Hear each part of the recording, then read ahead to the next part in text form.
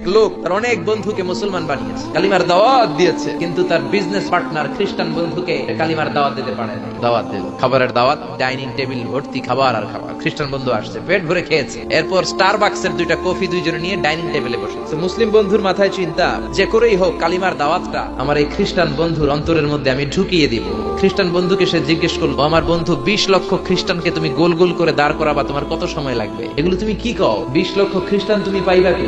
মুসলিম বন্ধু বলে, for an example, ধরে নাও, উদাহরণস্বরূপ আমি যদি তোমাকে বিশাল বড় একটা স্কয়ার দেই, মাঠ, আর 20 লাখ খ্রিস্টান এনে দেই, 20 লাখ খ্রিস্টানকে এরকম গোল গোল প্যারালাল সার্কেলে তুমি দাঁড় করাবা, কত সময় লাগবে? খ্রিস্টান বন্ধু বলে, 1 সপ্তাহ তো লাগবেই, এই লোকগুলোকে আমার প্রশিক্ষণ দিতে হবে। মুসলিম বন্ধু বলল, ফাইন। মুসলিম বন্ধুর মাথায় একটাই চিন্তা, কেমন করে কালিমার দাওয়াত দেয়া যায়, যেরকম ঠিক কিনা?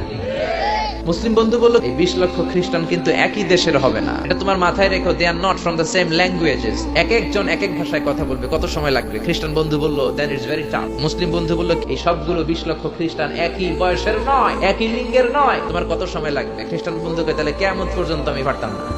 মুসলিম বন্ধু বলল, আমি সমান্তরাল বৃত্তে দাঁড় করায় যে 20 লক্ষ মুসলমানকে 10 মিনিটের ব্যবধানে। কয় মিনিটে? খ্রিস্টান বন্ধু বলে, ইটস কোয়াইট ইম্পসিবল, এটা অসম্ভব। 10 মিনিটে 20 লক্ষ মুসলমানকে তুমি প্যারালাল সার্কেল, সমান্তরাল বৃত্তে দাঁড় করাবা, এটা কেমন করে সম্ভব? মুসলিম বন্ধু বলে, ইটস পসিবল ইনশাআল্লাহ।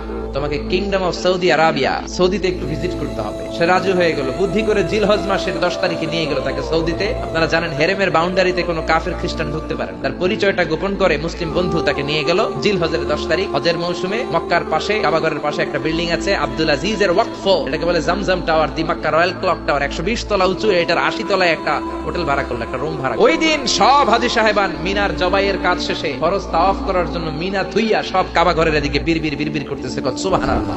মাগরিবের টাইম। খ্রিস্টান বন্ধু বলল, where is your magic man? তুমি না আমার একটা ম্যাজিক দেখাইবা? মুসলিম বন্ধু বলে, let's go to very close to the window, চলো জানালার কাছে যা।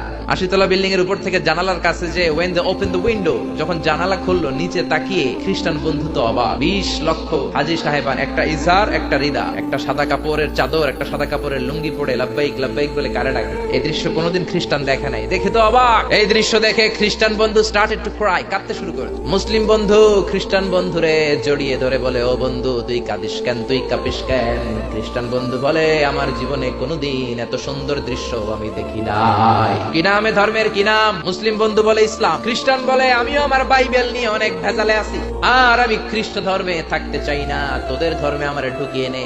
মুসলিম বন্ধু বলল, যাও ওয়াশরুমে যাও, মেক এন অ্যাবলিউশন, ওযু করে আসো, আর কাবার দিকে তাকিয়ে আমার হাতের মধ্যে তোমার ডান হাত রেখে চিল্লায়া পড়ো, লা ইলাহা ইল্লাল্লাহু মুহাম্মাদুর রাসূলুল্লাহ সাল্লাল্লাহু